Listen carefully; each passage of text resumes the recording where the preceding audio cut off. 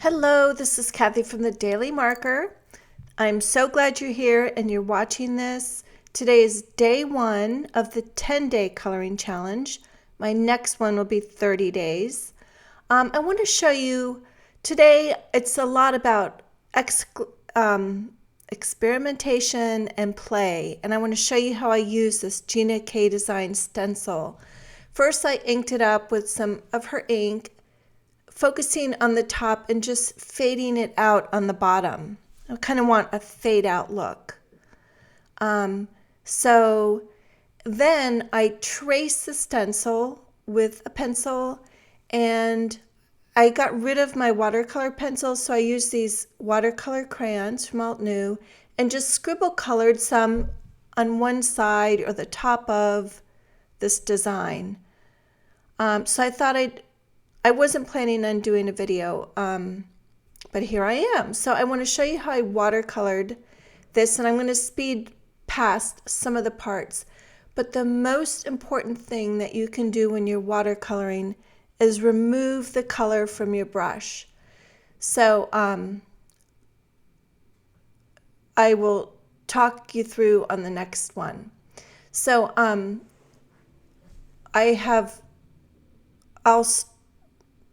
thinking and watching, and I'm so rusty, but I'm not going to edit this out because I'm real and that takes too much time. So I have my wet brush on the dark color, the purple here, and I'm wetting that area and bringing the color down just a little bit. Then I will dip my paintbrush in the water, remove that color, and now I'm adding water to the bottom part of that teardrop. I want to make sure I touch the line on the bottom part and get that area wet.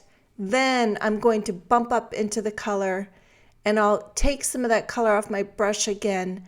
This is how you get a gradient look and just not a wash of one color when you're doing watercoloring. The biggest takeaway is to remove the color from your brush. So eventually I'm going to speed this up, and I'm going to edit out all those times just to shorten the video. I will be editing out when I remove the color from my brush, because I'm doing the exact same thing on everything. So you wet the area of color, then you remove the color from your brush, then you wet the other side, and then you bump up into the color and pull it down just a little bit. So just practice that. But that's kind of what the coloring challenge is about: exploring, trying new things.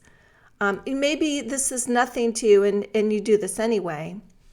So hopefully you'll just like this technique. I love using stencils. It's always fun to use them, and there's so many different ways. Gina's, she just moved her warehouse, and I'm like, what can I do for you? And she jokingly said, well, you can think of what to do in my live. So I'm challenged myself, and I actually came up with some ideas, which is shocking because they weren't coloring. So you can see I'm continuing that on these teardrops. So this is one of the techniques. I think she's going to show this in her live today. The other ones we're using a stencil and vellum. So, I like how the undertone of the stamping comes through very subtly in this project. And when I'm done, we'll erase the pencil marks. Now, one of the great things about this fade out look is the lighter the color, the quicker it goes. You don't have to be as careful. You can see I'm going faster here, and it's just a touch of color. It's like a wash. So if it was all intense colors like at the top of this panel, it would take a lot more time. And sure, this is going to take some time, but it's about getting lost in yourself, not thinking about anything, and just totally de-stressing, finding that time for yourself. And I picked this, I always try and think out of the box for day 1, and I I like to encourage you not to have the stress of making a card, finishing a card, just getting back that joy of coloring. And then I just had to finish this because I just wanted to see it finished with like a die cut on it. That wasn't my intention. It wasn't the lesson, but sometimes you just got to do what makes you happy. But going forward, I'm sure I won't make many cards during the coloring challenge. So that is the story. So if you're new to the coloring challenge, welcome. And if you're an old hat at this, I'm so glad you're back. You guys are the reason why I keep doing these. I can't believe that this is the 19th coloring challenge and the next one will be the 20th. So that'll be 30 days. There'll be a ton of prizes, blog hops, reunions. I have some fun things in my mind. I got to pull it all together. So it's going to be really special because 20 is a big one. Okay, so as you can see, I'm just finishing up this panel. And again, I want to fade this out. So as it gets lighter and lighter, I'm just washing the color to the end. And as it gets lighter and lighter, I might not even need to remove as much color from my brush because it's so light. And then I will be heat setting this and then using eraser to erase the lines. Now, it didn't fully erase all of the lines, but I'm totally okay with that. I think it makes it more interesting. Maybe because it's where the paint is on top of the line and that didn't erase, or I don't know, and I honestly don't care. I think it makes it more interesting. So I'm just kind of bouncing around different areas on this panel. Then I'll heat set it, and then I'm going to use colored pencils. And these are the way I watercolor and the way I add pencil. I taught extensively in my online card class with online card classes called what is it called? The road trip, the online version of the road trip, something like that. But I actually have coloring from other people and show how I use their project, how it could be enhanced even more. So I always like to refer back to that because I'm probably have ADD, but I just get impatient watching myself and I don't do a lot of videos, and that is like my best body of work, and I still use all those tips. So here is the finished watercoloring, and you can see where I've erased. Some of the lines show, some of them don't, and I really like that. I think it looks interesting. So I was happy with that. And now I'm going to use some sharp pencils. I use a mix of pencils. It depends more on the color than anything. Sharp is the important part. So see where I have the pencil now, that little tail on the dewdrop? I like to extend it and make it sharper. And then I'm redefining some areas with this sharp pencil. And where you want the color to be darker, you can press a little bit harder. And then when you want to blend it out, you change the position of your hand and just skim the top of the paper with the pencils. And again, that's covered extensively in my online card class with online card classes. And I'm doing that here. Now, if you use 3 colors of pencils, a dark, a medium, and a light, you don't need to work as hard changing your pressure with the lighter hand. The pencils kind of do the work for you.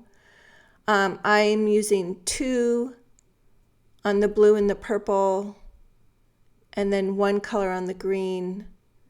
I was going to put some brown. I love accenting with brown, and I just ended up not doing that.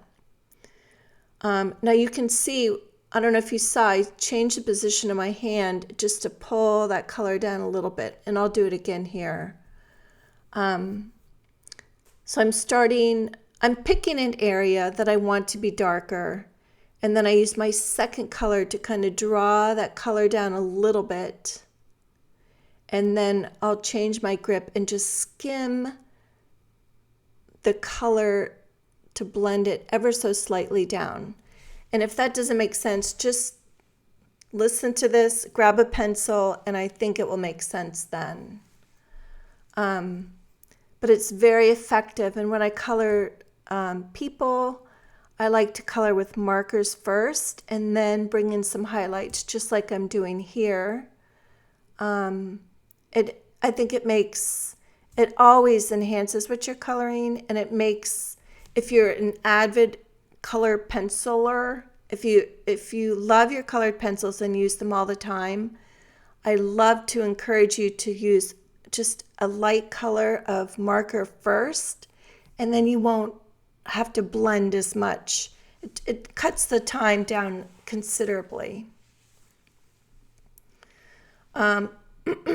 Excuse me. So I'm just working my way down here. And then when I get to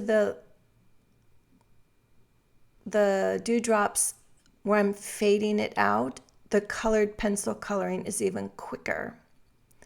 And I will be using like a medium blue that you see to the left, and then I'll use a light blue and a light green to pull some of that color down.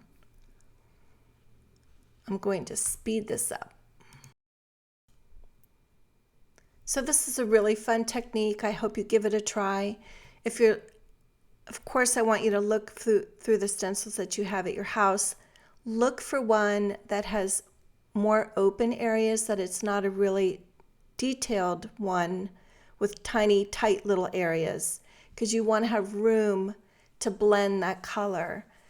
And when I'm on my road trips, I always talk about, if you watch American Idol or The Voice or any of those, they always talk about how important song choice is.